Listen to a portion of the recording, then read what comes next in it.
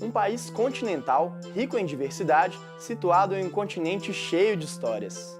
E um projeto que liga a cultura brasileira com a dos nossos irmãos. A mistura de sons e ritmos que coloca os latino-americanos para bailar. A suavidade do mineirês em meio à melodia do espanhol. A experiência de uma brasileira em terras chilenas. Então, vámonos, que o Interface já está no ar.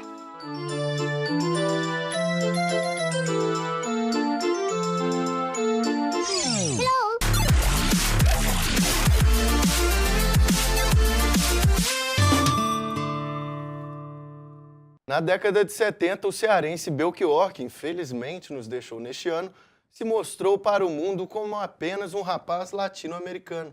Pois é, Gilvan, mas nem todo brasileiro se sente como o saudoso artista. A verdade é que ainda conhecemos muito pouco sobre os nossos vizinhos latinos. E para diminuir essa distância, Érico, o melhor caminho é descobrir as raízes que aproximam os nativos de um continente tão singular.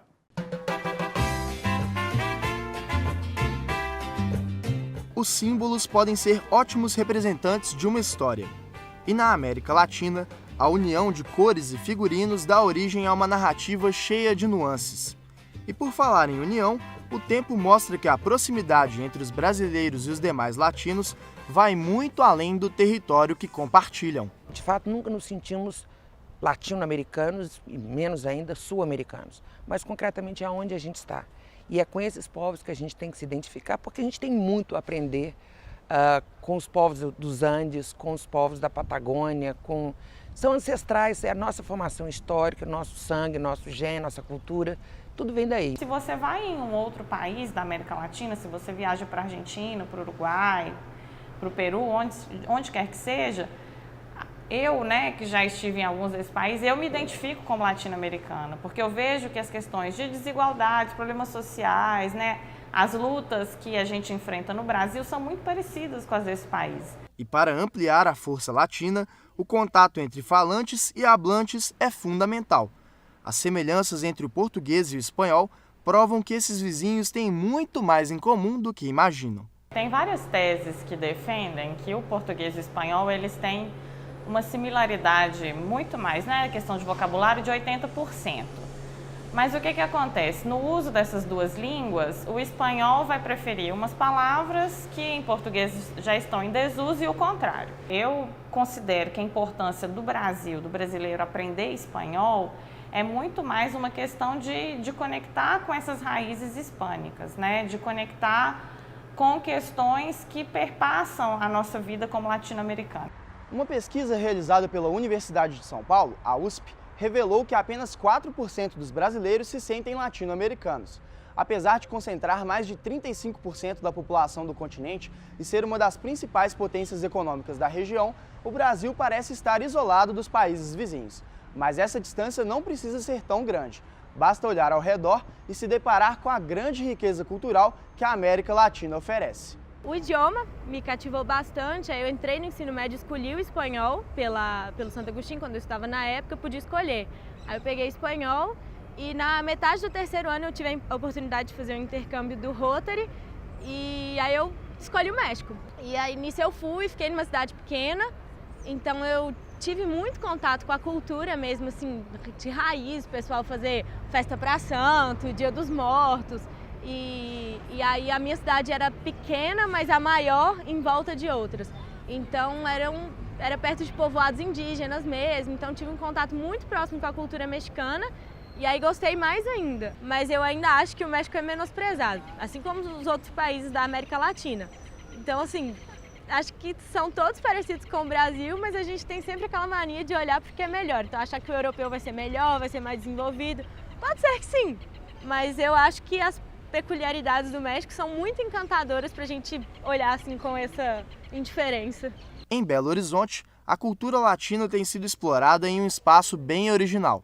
Aqui, o desafio é abrir os olhos do brasileiro para a diversidade que soma. O NECUP é um núcleo de estudos de cultura popular, é uma associação cultural que existe há 5 anos já, caminhando para 5 anos. E quando se fala de cultura internacional, que seria fora do país, aí ou é Estados Unidos, ou já passa para a Europa, que seriam música eletrônica, o jazz. Eu acho que realmente a gente tem um débito muito grande com os outros países latino-americanos e esse é um dos motivos do NECUP e dos projetos que a gente desenvolve aqui para estar aproximando a cultura latina em geral, né? Direto de Cuba, vêm as palavras de um bom latino-americano, testemunha dos laços que agrupam diferentes povos numa cultura ímpar. Nos parecemos en la alegría, nos parecemos en el talento, nos parecemos en la imaginación cultural, nos parecemos en cantar muy bien afinado sin saber nada de música, en pintar excelentemente bien sin ser artista plástico y hacer muchas cosas más, simplemente como fala la gente por llevarlo en la sangre. Ninguém lleva en la sangre nada, eso es parte de la cultura.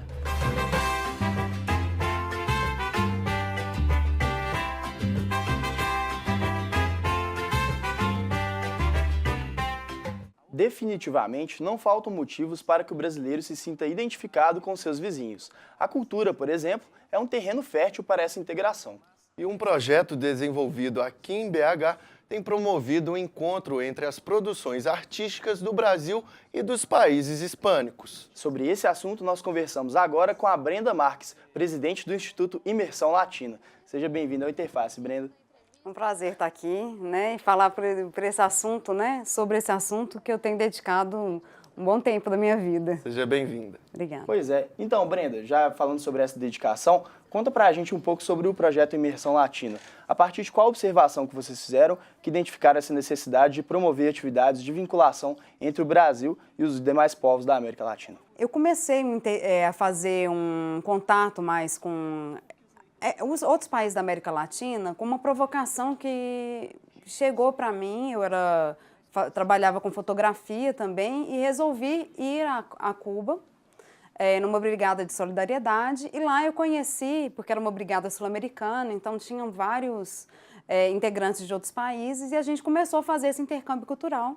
E eu voltando para o Brasil, comecei um mestrado em literatura no FMG e ali eu comecei muito a me provocar. Eu tive aulas de teatro latino-americano. Eu falei, gente, quanta coisa que nós temos em comum, quanta coisa temos a conversar. Quais atividades do Instituto promovem essa conexão entre as culturas? Tá. Hoje, a grande conexão realmente, que a gente faz isso imersivamente, assim, forte, é uma residência artística que a gente faz uma vez ao ano, às vezes pula um ano e retoma, que é a residência Imersão Latina. É a segunda que a gente fez, a gente está conseguindo um apoio do Fundo Ibermúsicas, que é um apoio, inclusive, que ele vem de uma cooperação, que o Brasil, um dos pontos que tem para poder facilitar essa integração é o Mercosul.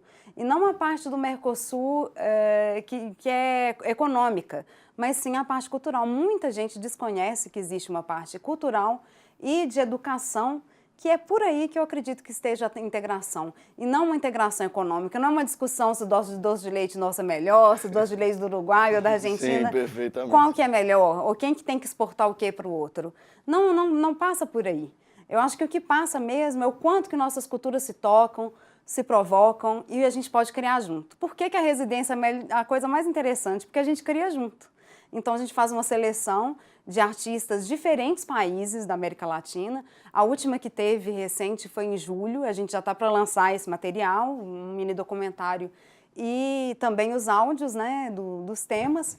E aí a gravação é interessante, porque todo o processo de criação, como gravação também, vem de um coletivo e é realmente imersão latina. E do ponto de vista dos estrangeiros que estão envolvidos no projeto, né, Gilvan, como é que funciona também essa integração? Eles enxergam o brasileiro como latino-americano também? Acontece isso, às vezes você tem um choque. Por exemplo, teve um dos produtores que vieram da última residência, né, e ele, quando ele chegou, ele falou assim, mas por que é tão difícil as pessoas se atentarem e ouvirem o que se tem feito, o que tem se produzido em outros países da América Latina? E essa pergunta ele me fez, eu falei, olha, tem muitas dificuldades, né? Barreiras da língua, sim, tem a questão da barreira da língua, econômicas, culturais e principalmente essa específica, que é uma grande intervenção do que chega realmente, o que chega massivamente dos Estados Unidos, né? E da Europa também, Né? Para você ter ideia, na produção de cinema, a principal distribuidora, que é a Paris Filmes, chega filmes, mostras de cinema e tudo. E na América Latina? Muitas vezes falta recurso para chegar à produção cultural, mas falta também uma vontade política para que isso chegue. Você falou da produção cultural, que é muito rica, né? A gente vê muitos filmes argentinos, assim, muito bem produzidos. Em quais aspectos essa integração latina pode beneficiar o Brasil? Olha, o Brasil, ele perde muito por não conhecer o que se produz em outros países da América Latina. Porque hoje é possível fazer trabalhos em cooperação também. Como tem se tratados, principalmente nessa região, os países que estão ligados ao Mercosul, como tem vários tratados sobre diversidade cultural também, né? A gente tem que pensar que a gente está no local em que os povos originários, e também há uma grande influência, né, de afrodescendentes, a grande influência da África e de povos originários, toda essa cultura, ela provoca muitas produções interessantes.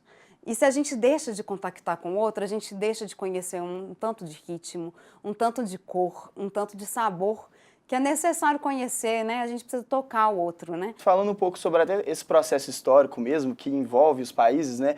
Inclusive o Brasil também sofreu com ditaduras militares, né? Sim. Assim como Chile, Argentina, Uruguai. Por que não o brasileiro não tem essa visão mais voltada para o próprio continente? Quais fatores você atribui a essa questão do brasileiro olhar mais sempre para os Estados Unidos ou para a Europa? E por que seria interessante se vincular mais aos que estão mais próximos, até para fortalecer mesmo o continente? Eu acredito que tem dois lugares que, se não se trabalhar isso, não vai chegar nunca. Que a democratização da comunicação realmente precisa de ter uma pluralidade de vozes nos veículos de comunicação e ouvir mais a população. Porque aí sim você consegue ver aspectos interessantes e chegar mais o que se produz, e não só da indústria cultural, né? Mas o que se produz também de cultura popular e tudo, ter toda uma integração, que eu acho que isso é muito importante passar pela educação, arte e democratização dos meios de comunicação. Se não for por essa área, né? Se não for, por exemplo, por vias como que vocês estão abrindo aqui, de discutir isso, né? Tem que chegar para as pessoas, tem que chegar nas universidades, chegar para a população, chegar na rua, né? Brenda, infelizmente o nosso tempo acabou. Quero agradecer a sua presença aqui nos estúdios. Obrigada, um grande prazer estar aqui. Quem quiser conhecer mais, imersãolatina.com, e conversa com a gente, vamos trocar mais informação. Você vai ver que a América Latina realmente é o que a gente tem que conhecer, o que os outros países têm feito, produzir junto, misturar. É isso aí, Brenda, isso aí, que viva tá. essa integração, né? Isso, Tá dado o recado, muito obrigado. Obrigada. Nós vamos para um rápido intervalo e no próximo bloco tem mais da cultura latina para você.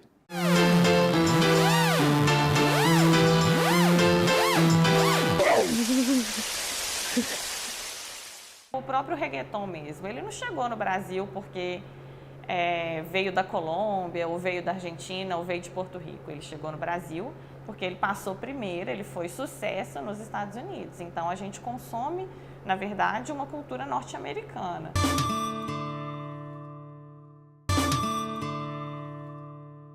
Quando pensamos em música latina, logo vem à mente as batidas agitadas do reggaeton, tão popular nas rádios. É verdade, Érico, mas se engana quem pensa que a música hispânica se resume ao gingado do pop. Cada canto do continente colabora com seus ritmos para uma sinfonia bastante eclética.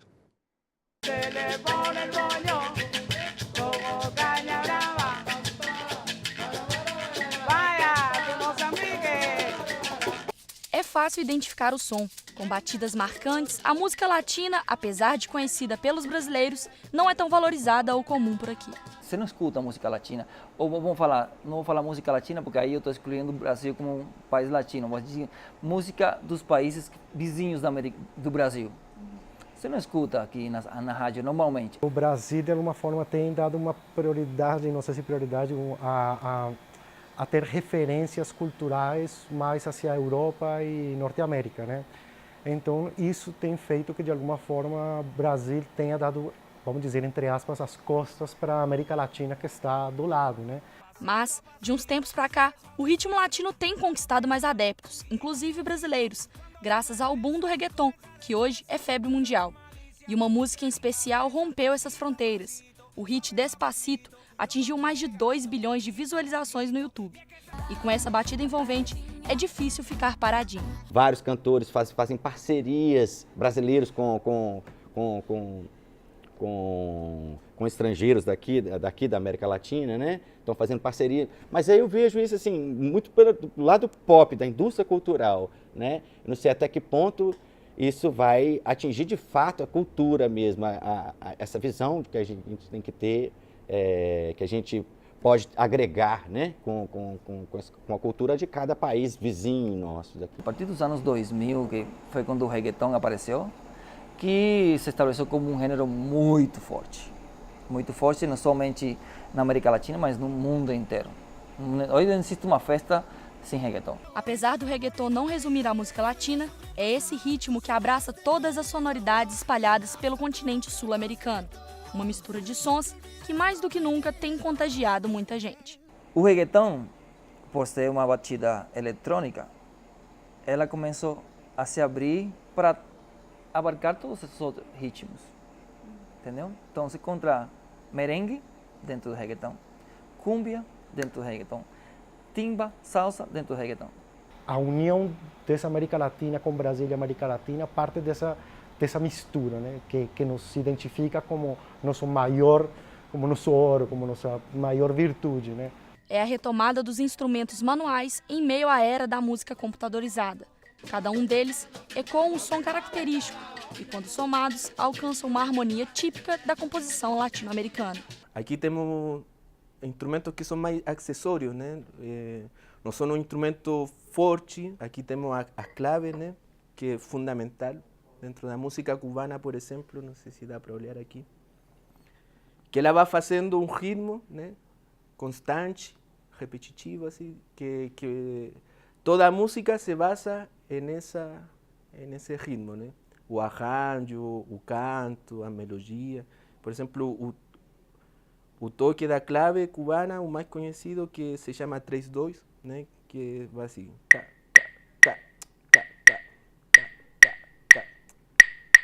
Tem as maracas, por exemplo, que estão feitas aqui de semente e de couro, né?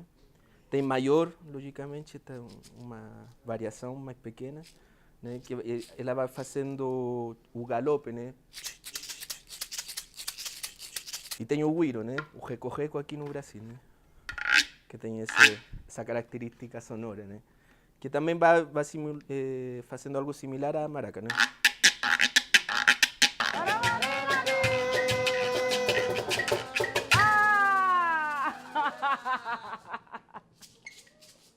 Falando de música, a cúmbia é o estilo musical mais marcante do Chile. O país tem sido um dos principais destinos turísticos dos brasileiros nos últimos anos.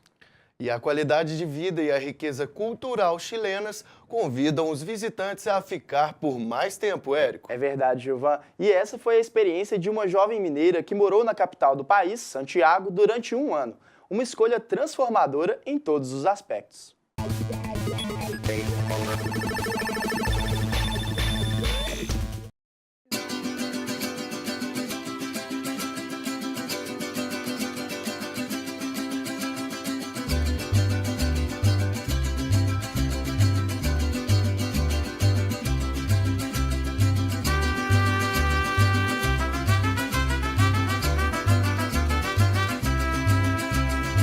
Meu nome é Ana, eu tenho 23 anos e eu estudo Engenharia Civil. Eu escolhi o Chile porque foi recomendação de um professor. Fazia muito tempo que eu queria fazer um intercâmbio. E os intercâmbios da Europa, eles estavam meio escassos, porque tinha acabado Ciências Sem Fronteiras, e aí eu continuei procurando intercâmbios e eu vi a possibilidade de ir para a América Latina. Como eu tinha proficiência em espanhol e um certificado, eu aproveitei e resolvi tentar algum país da América Latina. Essa viagem me transformou porque eu consegui lidar melhor com as pessoas, eu consegui aprender como respeitar o outro, aprender como me fazer ser respeitada. Eu consegui também entender melhor as culturas dos outros. Foi muito rica a experiência que eu tive. Eu não conhecia a riqueza que a América tem para dar pra gente. A gente pensa em viagem, a gente pensa em Europa, Estados Unidos, todos esses países que são mais mais cotados, assim. Eu me identifiquei com a cultura chilena em algumas coisas bobas, assim, por exemplo, as meninas, na hora de ir numa festa, elas não vão extremamente arrumadas. Eu ia para as festas com a roupa que eu tinha ido para a faculdade, assim, de manhã e aí tinha festa à noite. Era muito engraçado. Um dos aspectos que mais me encantou é a questão do patriotismo do chileno. O tempo todo eles ficavam falando do país. Quando eu fui no estádio de futebol e eles foram cantar o hino, eles cantavam com uma vontade que eu fiquei assustada. Eu acho que nunca que eu tinha ido em algum estádio, as pessoas tinham cantado o hino do país com tanta vontade, com tanto amor ao país. Eles batiam no peito para falar que eram chilenos. Com os chilenos a gente pode aprender a pontualidade. Eles são bastante pontuais e eu tomei umas rasteiras assim de vez em quando, porque eu, como boa brasileira, sou completamente impontual e eu tive que aprender. Se você chegasse 5 minutos atrasado, era capaz de você perder alguma coisa, porque eles não esperam. Eles não identificam a gente como latino-americanos. Eles têm até uma certa distinção, é até engraçado, né? O brasileiro, quando ele está fora do país, ele é visto com alguns estereótipos bem específicos, né? Então, assim, quando eu falava que eu era brasileira, o pessoal perguntava se eu jogava futebol, se eu sambava. Teve cara que ficou sabendo que eu era brasileira e ficava me olhando diferente. Então, eles têm essa questão do país mesmo, eles não me olhavam como latino-americana. Os chilenos se parecem com os brasileiros um pouco no amor pelo futebol. Apesar do Chile não ser um país com uma tradição de títulos e etc., eles gostam bastante de futebol. E é engraçado que eles comemoram as coisas mais bobas. Quando o Chile foi para semifinal, eles foram para a rua comemorar. Não era nem final, eles não tinham ganhado nada, mas eles foram para a rua comemorar que o Chile estava na semifinal. Depois do meu contato, eu percebi que eu era latino-americana, porque eu acho que a gente cresce no Brasil achando que a América Espanhola é uma coisa à parte do Brasil. E aí eu vi que não, que estamos todos juntos, que nós somos todos latinos, nós temos muitas coisas parecidas. Mas ao mesmo tempo é gritante que tem algumas coisas que a gente é muito diferente, a gente tem vários aspectos que a diferença é muito forte.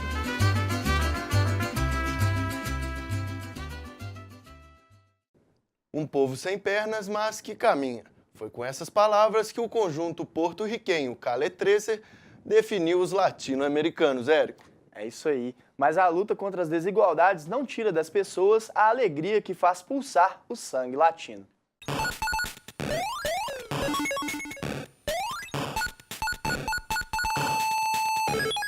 Na expressão do rosto, nas cores do corpo, a alma diversa do latino-americano, daquele que divide faces em dezenas de países e que se encontram nas línguas oriundas do latim, precisamente o português, francês e espanhol, resultado de colonizações que exploraram a maioria dos países desse pedaço de continente americano. Mas a geografia é para demarcar territórios, enquanto a cultura rompe fronteiras para unir humanos. Somos todos hermanos, e por isso mesmo, essas fotografias seguem sem legendas, sem rótulos, mesclando brasileiros, peruanos, bolivianos e tantos outros, e não respectivamente, que a proposta é misturar. Misturar para desenhar uma população única, em que a maioria é formada por jovens de até 30 anos, em que 80% ocupam os centros urbanos, povos de uma população de maioria cristã, dividida em etnias de brancos e negros. Que bom! Ser latino-americano é compartilhar do sistema brutal do capitalismo, mas nem para todos, a exemplo dos cubanos. É ser filho de uma sociedade de grande desigualdade social, onde poucos concentram muito. Pois é, temos mais em comum do que imaginamos. Temos o sofrimento em sociedade, temos a alegria na individualidade, e tudo isso junto e misturado caracteriza a latinidade de um povo com o corpo calejado, mas de alma colorida, vibrantes, numa luta em que cada um conhece a sua. Nessas fotos tivemos o desfile de personalidades dos diferentes países latino-americanos, mas os cliques são de brasileiros, de quem preferiu o bastidor para atrair o olhar para o próximo, literalmente. Então, graças a Karina Santos Flora Silber Schneider, Henrique Viana, Luciana Gontijo, Luiz Paulo Mendonça, Noilton Pereira e Wesley Oliveira. Terminamos por aqui a nossa expedição latino-americana. Muitas graças pela companhia. Confira essa e outras edições do Interface no canal do YouTube da PUC TV Minas. E na próxima semana vamos falar sobre os estilos de vida alternativos. Hasta luego! Tchau!